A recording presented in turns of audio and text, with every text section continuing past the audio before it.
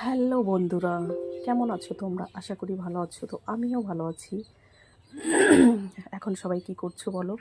আমি তো মানে কাজ করতে বসবো, ঠিক আছে। আর হচ্ছে কি যে কালকে গিয়েছিলাম একটু পাগলাখালিতে। তো পাগলাখালিতে যাওয়ার পর তোমাদের কোনো মানে ওখানকার কোনো কিছু মানে ভিডিও পোস্ট করিনি পাগলাখালির, কারণ একটা মানত পূজা নিয়ে গিয়েছিলাম। তো সেখানে প্রচুর লোক ছিল, যার জন্য অনেক মানে মানে ওই পুজো নিয়েই সব মানে ব্যস্ত থাকা হয়েছিল। তো আমি যখন বাড়ি আসার সময় দেখলাম একজন মানে গোলাপগুলো নিয়ে বসে আছে।